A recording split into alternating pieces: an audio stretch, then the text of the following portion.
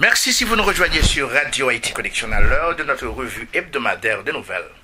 Hervé Gilbert à la présentation pour vous informer de l'actualité en Haïti allant du 10 au 16 juin 2012. Les points à notre résumé de nouvelles.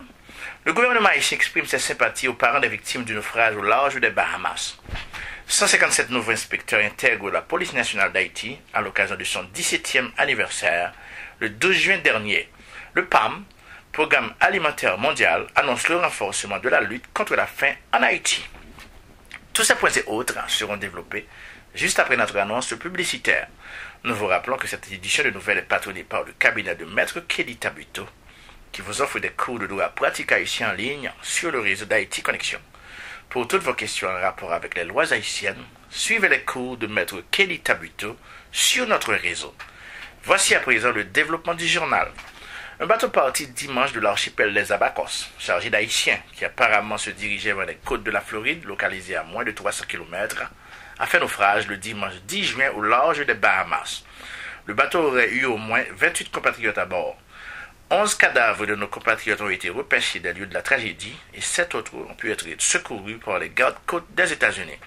10 autres compatriotes haïtiens sont portés disparus, dont 5 enfants, précisent les autorités bahaméennes. Le capitaine du bateau est recherché activement par la police bahaméenne. Au nom du peuple et du gouvernement d'Haïti, la présidente haïtienne a transmis ses condoléances aux familles et proches des victimes de ce nouveau drame de Boat People, appelant les citoyennes et citoyens haïtiens à éviter de se mettre en danger par l'utilisation de canaux irréguliers pour se rendre en terre étrangère. La présidence haïtienne fait part de la détermination de l'actuel gouvernement à poursuivre le combat en faveur de l'amélioration des conditions de vie de la population haïtienne. À Miami, une activiste bien connue, Marlène Bastien, ainsi que d'autres intéressés aux problèmes migratoires des Haïtiens, ont en cette occasion et encore une fois fait appel à l'administration du président Obama d'approuver le programme de la réunification familiale des Haïtiens. Des milliers de signatures et presque 100 membres du Congrès américain ont accordé leur soutien à ce programme qui requiert seulement la signature d'Obama pour entrer en application, et ceci sans l'approbation du Congrès. Marlène Bastien a dit être déçue du fait que le président Obama n'ait rien fait en ce sens alors que nos frères et sœurs continuent à mourir.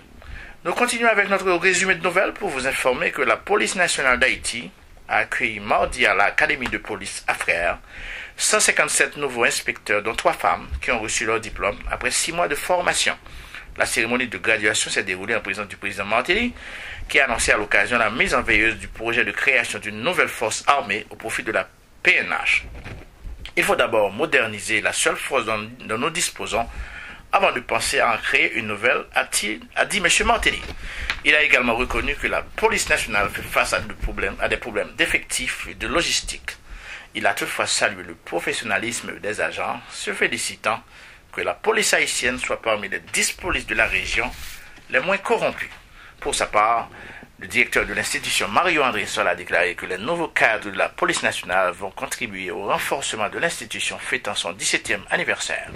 M. André Sol a indiqué que ces inspecteurs ont reçu une formation de qualité et auront renforcé les cadres intérimaires de l'institution. Il a fait savoir qu'une classe de commissaires est actuellement en formation et recevront leur diplôme avant la fin de l'année. M. André Sol, dont le deuxième mandat arrive à terme en septembre, a verbalisé sa volonté de continuer à travailler à l'amélioration des conditions de vie de policiers en vue de leur permettre de mieux servir la population. Il a fait savoir aussi que selon un accord avec la Colombie, 50 femmes policières recevront une formation sur les 5 prochaines années à raison de 10 agents par an. Nous poursuivons avec notre revue hebdomadaire d'information. La directrice exécutive du Programme alimentaire mondial, PAM, a renouvelé le mercredi 13 juin dernier l'engagement de cette agence de l'ONU à soutenir Haïti afin de parvenir à des solutions durables dans la lutte contre la faim et la malnutrition. Lors d'une conférence bilan tenue à la base logistique de la MINUSTA ce 13 juin, Mme Ertarin-Cousin a annoncé que le Premier ministre Laurent Lamotte avait donné son accord au lancement de 2 nouveaux programmes du PAM. Il s'agit pour le premier d'augmenter le nombre d'enfants soutenus par l'organisation humanitaire à travers son programme de repas scolaires. Le second vise à éradiquer la malnutrition chronique chez les Haïtiens les plus vulnérables. La malnutrition touche encore 23% des enfants âgés de 6 mois à 5 ans et pire encore, 4% des enfants souffrent de malnutrition aiguë, tout particulièrement dans les régions rurales. En diaspora maintenant, plus précisément en France, L'écrivain haïtien Anthony Phelps aurait refusé d'accepter l'hommage que devrait lui rendre la présidence haïtienne. Dans une note parue dans le Nouvelliste, Phelps a écrit, nous citons, « De toute façon, je ne saurais accepter un hommage en tant qu'auteur de mon pays que voici, tant et aussi longtemps que Jean-Claude Duvalier ne sera pas traduit en justice. » Fin de citation.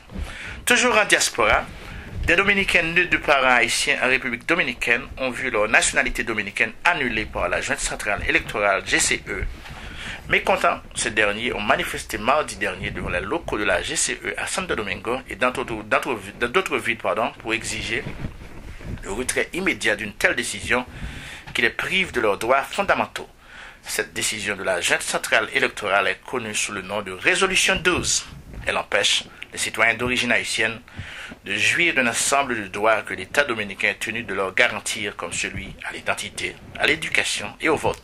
Ces dominicano-haïtiens qui sont déjà en possession de documents légaux ne peuvent obtenir un acte de naissance. Ils seraient donc, du fait de cette résolution, privés des droits les plus fondamentaux. Les relations haïtiano-dominicaines semblent avoir atteint un bas niveau du fait des décisions déplaisantes prises récemment par le gouvernement de la République dominicaine dans les dossiers migratoires des Haïtiens et des Haïtiano-dominicains, ainsi que ceux cherchant à obtenir un visa pour visiter ce pays. Aussi, le gouvernement haïtien a rappelé en Haïti la semaine dernière son ambassadeur en poste en République dominicaine, Fritz Ineas, pour consultation. Un dossier à suivre.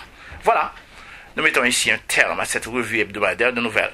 Merci de nous avoir suivis. C'était Hervé Gilbert à la présentation, qui vous souhaite de passer d'agréables moments sur Radio Haïti Connexion. Ce bulletin de nouvelles était aussi patronné également par la maison d'édition du Marais à Québec, Canada. Pour vos publications de livres, choisissez la maison d'édition du Marais, gérée par Natacha Etienne, l'épouse du grand écrivain et auteur Gérard Etienne de Regretter Mémoire. En plaçant vos commandes, faites mention de Haïti Connection Network et une partie des fonds de ces commandes ira au projet de développement en Haïti. Merci et à la prochaine.